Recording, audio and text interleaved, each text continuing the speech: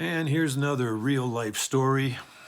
I've had so many people wonder how the heck is it that you moved from the East over to Colorado? How did you get here? And I always tell them an abridged version of this following story. How we got to Colorado. I was married to Becky, who was the chaplain at Easton Hospital. We lived in Easton, and back in 2011, we had a great vacation in Colorado.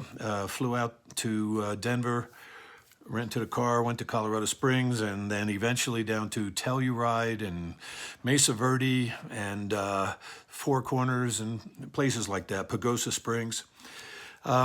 In 2005, my son Steve and Natalie were married on Valentine's Day, 2015, and but it was a private ceremony, and so at the end of July they were going to have a celebration of the marriage that had gone before, and I talked about it with Becky, and we had such a good time on the 2011 trip.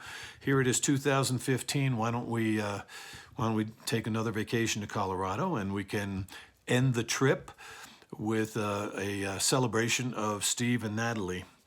And so that's what we did. We flew 2015 July. We flew to Denver, rented a car, again drove to Colorado Springs. The very first night, we were staying at the Antlers Hilton, which is in downtown Colorado Springs. Gorgeous view of Pikes Peak right out our window. The first night we were there, 9:30 at night, we're sitting outside watching a movie. A movie is being projected outside. The temperature was like perfect for short sleeves. There was no humidity. And interestingly, since I had come from Pennsylvania, no bugs. That was a real selling point. We were really comfortable, and both Becky and I began to sense that perhaps, maybe, just a small chance that God might want us in Colorado. Okay. I felt the pull. Becky also said that she felt it was just a soft, quiet drawing, and we discussed it together a little.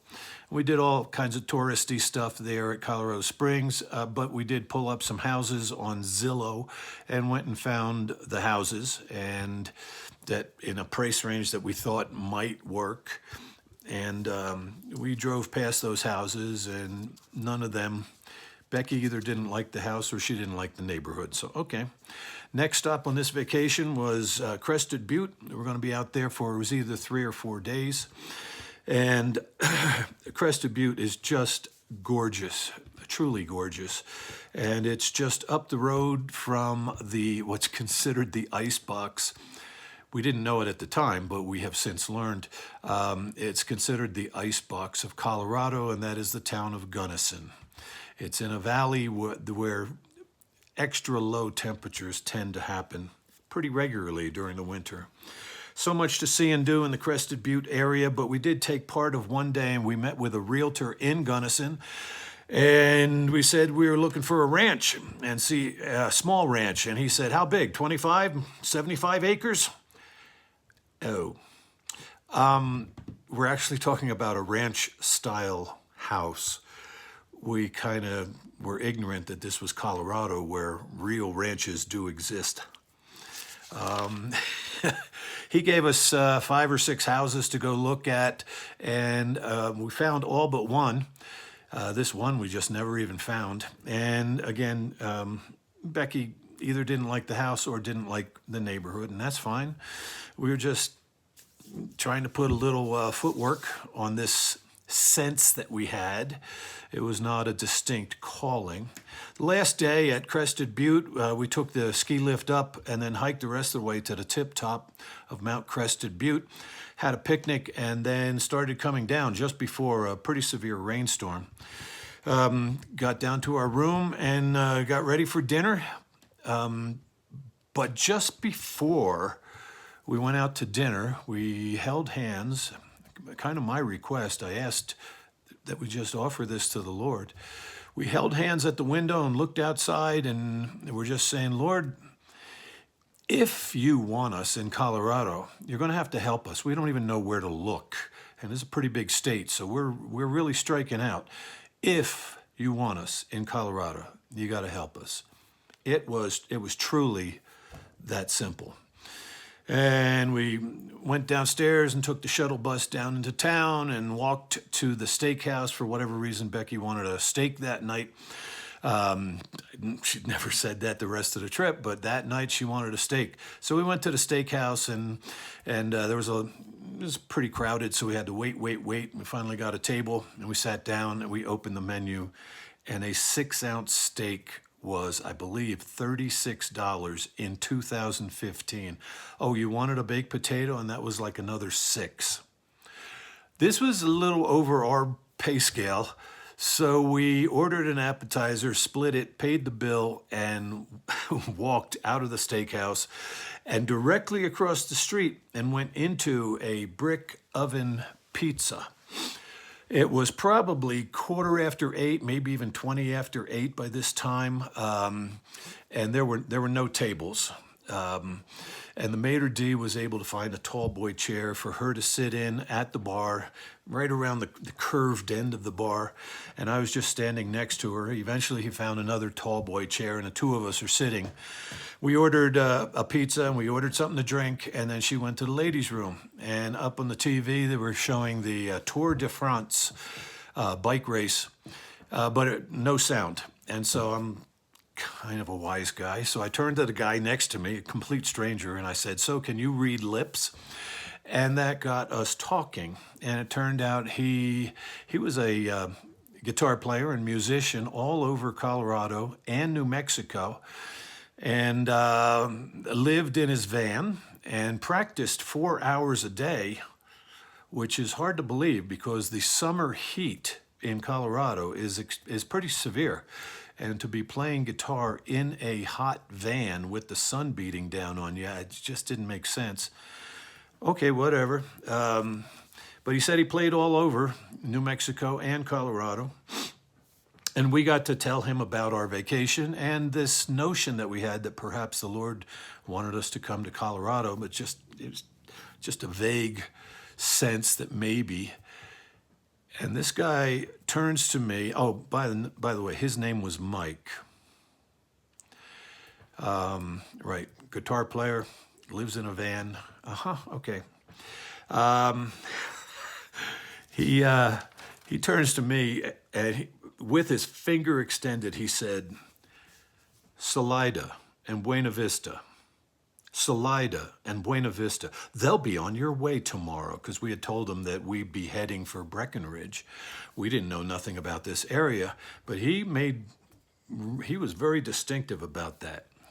And wow, thank you. Yeah, we'll be sure to check it out. Otherwise, we would have blown right through the upper Arkansas Valley on our way to Breckenridge, where we were to meet with Jim and Margaret Bill that next night.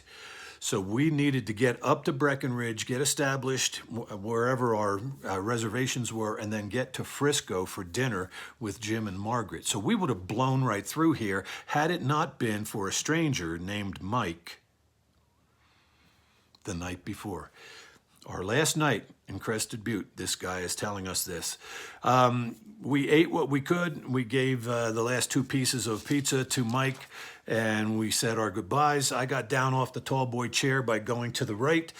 Becky, since she was a little more around the curve, she had a better view of this guy. As I'm getting down, she says, "Nice to meet you, and God bless you." I didn't see this, but she told me the next day something very important. So we, the next morning, we got packed up and came on down from, I think it's Route 135, I think, and we came on down from Crested Butte down to Gunnison, and we started heading east on Route 50. And we're heading east on 50 and talking about, that guy last night, he really had a message for us. Yeah, I think so too. I'm looking forward to seeing this Salida and this Buena Vista. Yeah, they are going to be on our way. Isn't that interesting?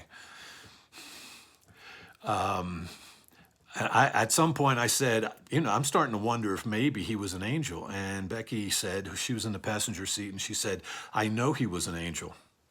Okay, I'll bite. How is it that you know that he was an angel? Because when I see, you didn't see this, she said, but when I said, God bless you, and these are her exact words, she said, he had the most unearthly smile I have ever seen. Wow, those are her exact words. Anyway, an hour later, we're coming into Salida. It's a beautiful little town and all kinds of mountains all around. And we drove through some of the town, and we saw that their home prices were rather extreme. We started to make our way back to Route 285 and come north, heading for Buena Vista. And as we came into town, this was such a cute little town, and it's even smaller than Salida. And it was probably lunchtime by then, so we pulled over and we got something to eat at Kay's, which is a landmark here in the little town. And we sat out back where the Cottonwood Creek runs through, and we ate our lunch and just were like delighted at this literally a one stoplight town at that time. We now have 3 stoplights in town, but at that time, it was one stoplight. We were delighted, and we finished up our lunch and we went down close to the Arkansas River downtown, and we were just delighted. We parked the car close to where the Surf Hotel is now. It didn't exist at that time. And I think Becky was talking to her friend Mary, an elderly person back in Easton, PA, and I went down to the river and was just delighted at what I saw. This place is awesome. Little hills, foothills, right next to the river, the beautiful river running through. Wow, that guy really guided us here. So as we're leaving town, I see a realtor, and we pull in and meet with Gordon Sloat was his name. He still is a realtor here in town. And he promises to send us some listings of houses to buy when we get back to Pennsylvania. Okay, wow. That's exciting. We did make it up. After leaving Gordon, we're heading north, leaving town, and I see this wooden sign, and it says Mount Harvard Estates. Oh, and do you want to go look at those places? Sure. Okay. So we pulled off and we drove up and over the Arkansas River and then up this hill, and we start seeing all these custom homes. Only a few of which were even for sale. But the first real estate flyer that Becky got out and grabbed was for this absolutely stunning adobe ranch style house. And I think they were looking for $500,000, way out of our price range. And some other listing was over $700,000. Okay, nice. But as we drove around, we saw another one, probably a modular home for, I believe it was $299,000. So we got that listing as well, and we left Mount Harvard Estates, and we're heading north. We got settled in Breckenridge. And then we got together for the first time in 33 years, got together with Jim and Margaret Bell in Frisco at one of their favorite eateries. It was a wonderful reunion. Eventually, we flew back home, and Gordon Sloat started sending potential houses to buy, and I realized there's no way we can think about buying a place without knowing if we would even like it. So I asked Gordon to change it to perhaps any rentals, and he said, well, he doesn't handle rentals, but he turned me over to Jennifer Wright, who did handle rentals in that real estate agency, and she said there was nothing. And a week or two later, there was nothing. And then probably within a month, she had been trying to sell a house in Mount Harvard Estates. The guy was leaving for the winter. He was going to Florida, where he has another place and a huge boat. And so it would be off the market for an amount of time. And he she knew that we really seemed to appreciate Mount Harvard Estates, so she started wrestling with this guy, wheeling and dealing. And he decided that renting to an older couple from Pennsylvania, who are, they're not going to hurt his house, that's for sure. No animals, and well, we did have Sassy, a little Shih Tzu, but we would take good care of his house, and Jennifer assured him that we would, and he rented it to us for 6 months. When the listing came over from Jennifer, I pulled it up on my computer and I called Becky and I said, "This is it, this is it, this is it." It was the Adobe home in Mount Harvard Estates for I believe it was $1,250 per month.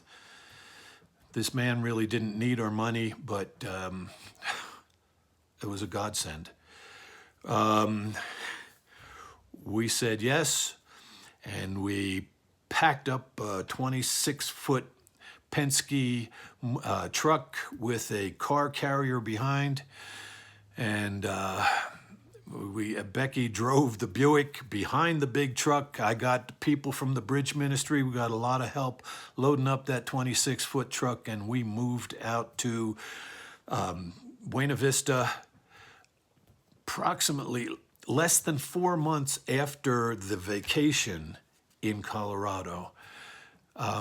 We were living in Buena Vista. We left the end of November, and by December 4th, we arrived at the Adobe house in Mount Harvard Estates, Buena Vista, Colorado. And two of the people who lived in that development, I met down at the mailboxes, and they had a friend who lived in the next 1 mile further north, and she was in the Riverside development, and she was only there like a couple times a year. And when the 6 months were coming to an end at the Adobe house, they introduced us to Barbara Stuckman, and Barbara decided to take a chance on us, and we moved into her place. I believe it was the beginning of May 2016. Yes, we were in the Adobe house beginning of December 2015, and 6 months later, the beginning of May, we moved into Barbara's house, and we lived there for 2 years. The Lord wants to guide all of us. He really does, but we have to be willing, we have to be listening, we have to be obedient. So when things come up, ask Him, what do you want? Thanks for listening. See you next time.